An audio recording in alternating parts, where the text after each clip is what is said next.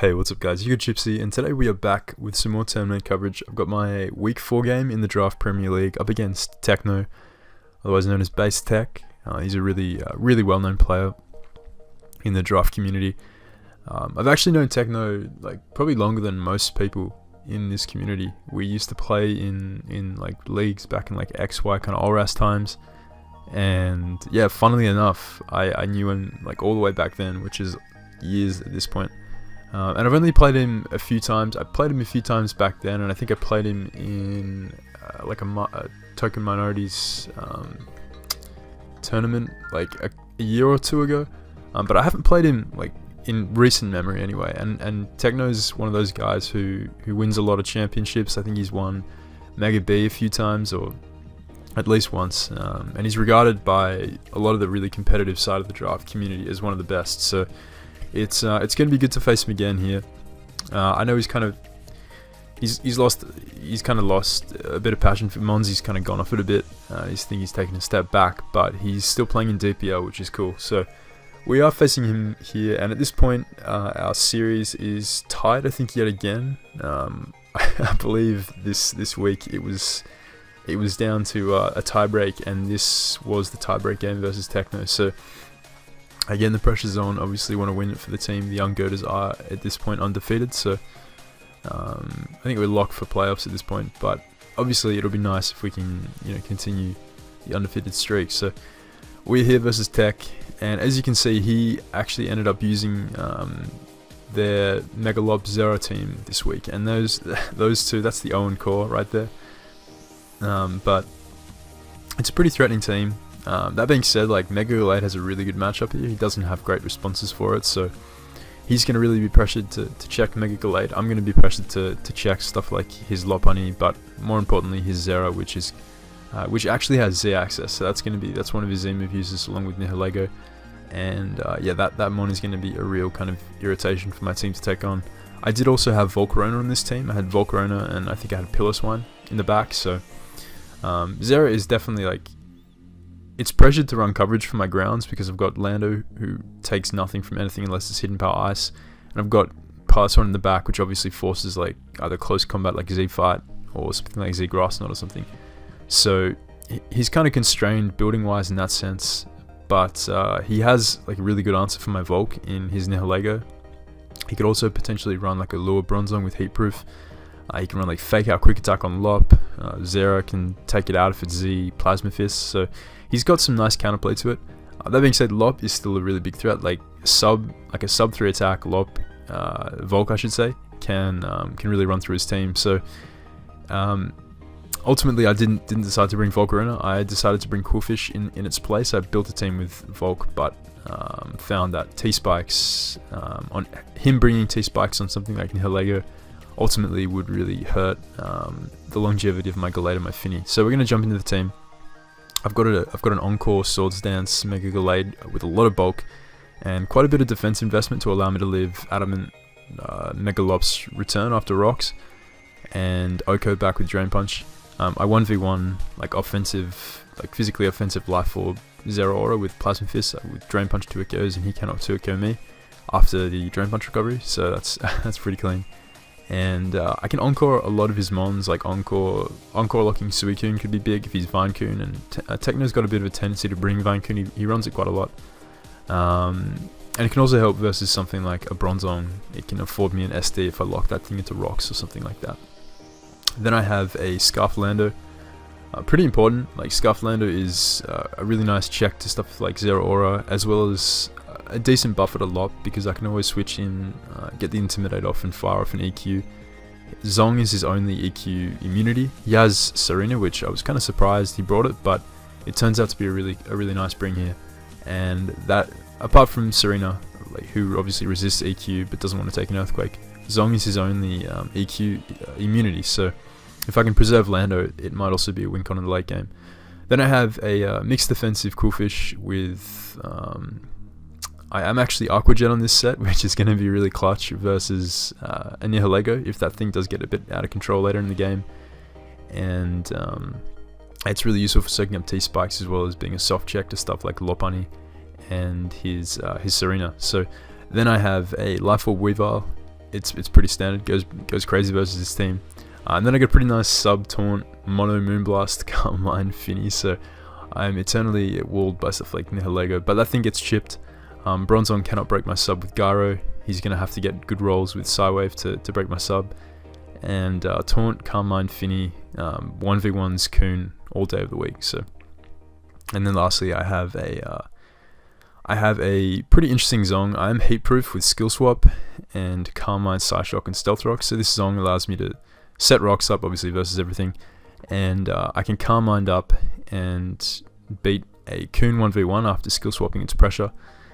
I can also skill swap Zera's Volt Absorb, which means that this Zong can beat it 1v1 too. So if I can catch either of those on the switch with skill swap, or get a Carmine up and force them to either Carmine themselves or like bulk up, and I can steal their abilities, it's going to be really difficult for them to be able to take down Zong. So that is going to be the team. Pretty happy with the build. We're going to jump in and see how it went. So I'm going to lead off with Lando, as he chooses to lead off with his Zera. So pretty nice lead for me. The only reason he's going to stay in here is if he Sash, Shuka, or makes the really hard read that I'm not going to EQ.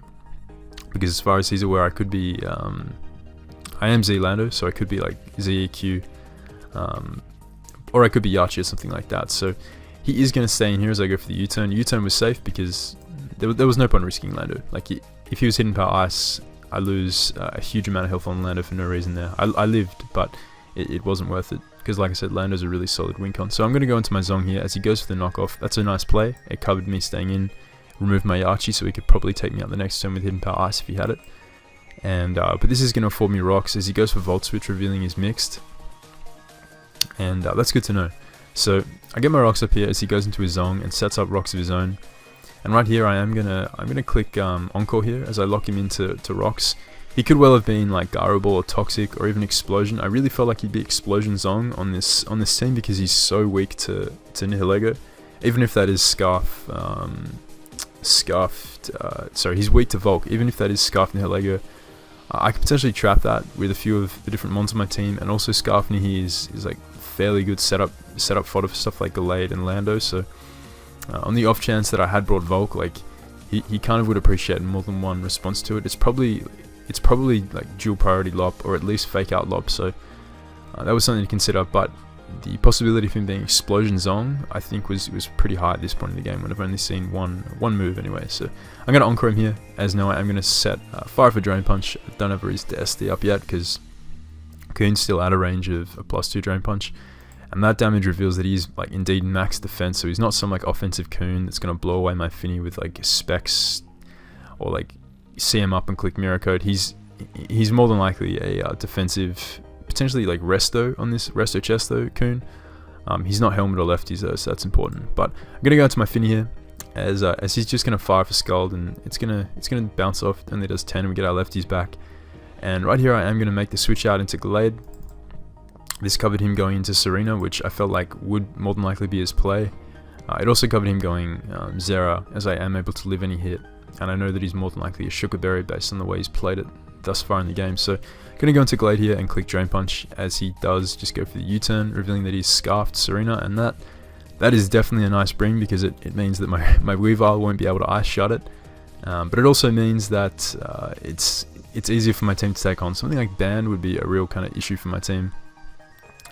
I have ways around it, but it's more irritating. It definitely dents my team a lot more. But Scarf is definitely nice, being able to outspeed the Gallade and the Weavile there. So he's going to now go into his Coon and take the Drain Punch here as I just fire it off and get up to a nice amount. I'm going to heal back up, and he is just going to click Scald here. Could have SD'd there and ultimately been left at a higher amount of health, but I'd still be at a range potentially where something like his Power Whip would be able to take me out after a Drain Punch. So I didn't want to SD up too early in this game, and he also could have had Roar. So I'm just going to go into my Finny here as he goes into his Bronzong, and he's going to fire off the Psywave. So unfortunately this won't be like as easy to sub up on as I initially planned.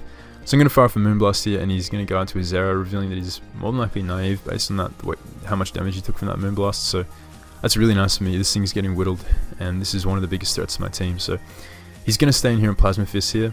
I throw out Finny because I need Lando. like Lando is really important. I don't want that to get knocked off, and if he makes the prediction there and knocks off or hidden power ices, it's going to be really difficult for the rest of my team to take on his like Nihilego and Lop. So it's going to be a lot easier anyway, having Lando around in the back, whereas Finny had kind of accomplished its job. Kuhn's already down, it loses to his Serena, and nothing else really could afford to go down to 0 at that stage. He also could have over-predicted, so I'm now going to go into my Lando and just U-turn here, take out a 0, which is really nice for me. So the last two big threats are probably his Lop and his Serena, because I do have a few different ways of checking his Nihilego. So he's going to go into his Zong here.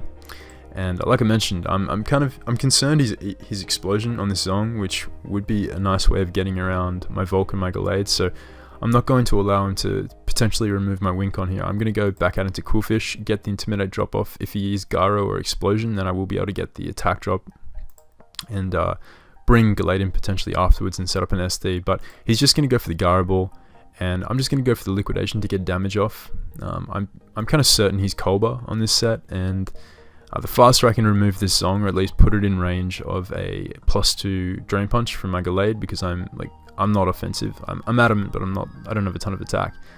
The faster I can put this thing in range of means that Gallade's going to be able to take it out, or Weavile would be able to take it out with a knock through Kolba. So I'm gonna click Liquidation once again, as he's now going to switch out into his Serena. And it doesn't take too much. It takes like 16, but that is nice chip all the same. And I'm going to go back out into my Lando here, because I'm going to be able to live a hit, and he's gonna be forced to Power Whip, and I'm going to outspeed the following turn and just be able to click U-turn, as he's now going to go back out into his Zong. I take that chip, so now he's in range of +2 Drain Punch from Gallade. And this turn I'm going to SD, as he does just go for the Gyro Ball. I'm fairly confident at that point that it didn't have Explosion, so we're going to get a nice amount of health back from that.